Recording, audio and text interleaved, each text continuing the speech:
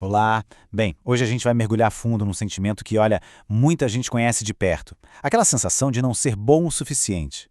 Vamos explorar juntos de onde vem essa ideia e, o mais importante, como é possível se libertar dela para, quem sabe, despertar algo muito mais verdadeiro e poderoso que já existe dentro de nós.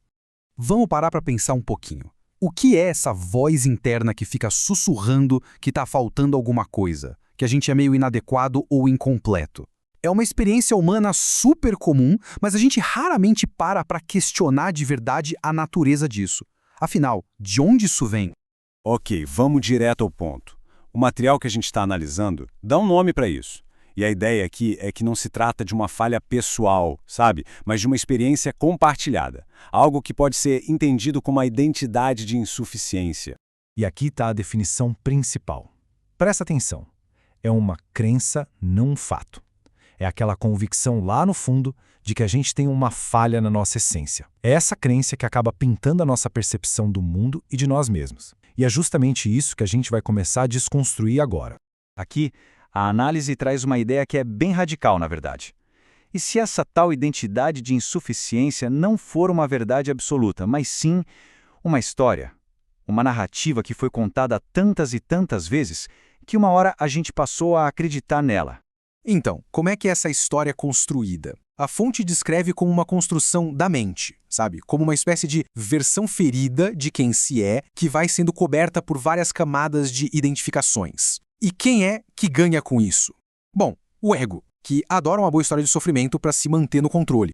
Certo. Agora que a gente já entendeu mais ou menos como essa identidade se forma, vamos para o próximo passo, que é começar a desvendar essa ilusão. É como tirar uma camada de cada vez para ver o que realmente tem por baixo disso tudo. E essa citação, gente, ela é o ponto de virada. É uma pergunta que parece simples, mas é incrivelmente poderosa. Ela nos convida só a considerar a possibilidade de que aquelas falhas todas que a gente acredita ter, essa história de inadequação, talvez, só talvez, nunca tenham sido reais. Isso nos leva a uma das ideias mais curiosas e importantes dessa análise. Aquela tentativa constante de se consertar é, na verdade, o que nos mantém preso nesse ciclo vicioso. Olha só que interessante essa comparação. A abordagem mais comum é a da luta, né? Aquela batalha para melhorar, para corrigir o que a gente acha que está errado. Só que isso acaba reforçando a ideia de que existe algo quebrado em nós. Já a nova abordagem, ela vira o jogo. Em vez de lutar, a proposta é simplesmente questionar se essa história é verdadeira. É uma mudança de foco que, nossa, muda tudo. Tá, mas e na prática? Como se faz isso? A fonte oferece uma solução bem direta, um caminho claro com 4 passos para ajudar a dissolver essa identidade que não é real. Então, aqui está o mapa. Primeiro, reconhecer que é uma ilusão. Segundo passo, parar com essa luta para se consertar. Terceiro, usar uma afirmação poderosa para reescrever a narrativa interna. E por último, criar espaço, através do silêncio, para que a verdade possa finalmente aparecer. O ponto central da prática está aqui. Essa é a tal da afirmação radical. Eu sou como Deus me criou. E independente de qualquer crença espiritual, a essência dessa frase é o reconhecimento de um eu original, que é inteiro, que não tem danos. É uma verdade que simplesmente desfaz a mentira da inadequação lá na raiz. E a prática é incrivelmente simples, de verdade.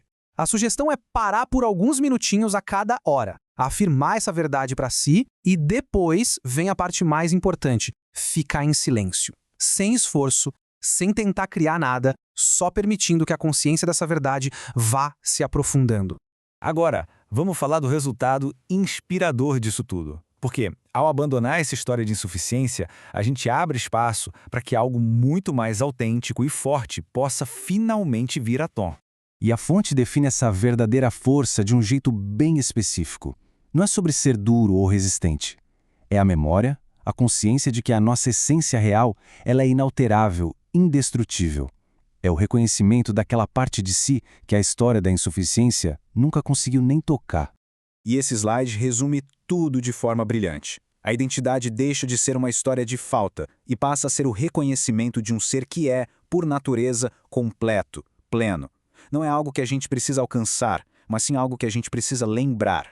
E a gente termina com essa pergunta, que, veja bem, não é para buscar uma resposta imediata, mas sim para a gente refletir. ela meio que resume toda essa jornada que a gente explorou. Sem essa narrativa de insuficiência que nos definiu por tanto tempo, quem se é de verdade?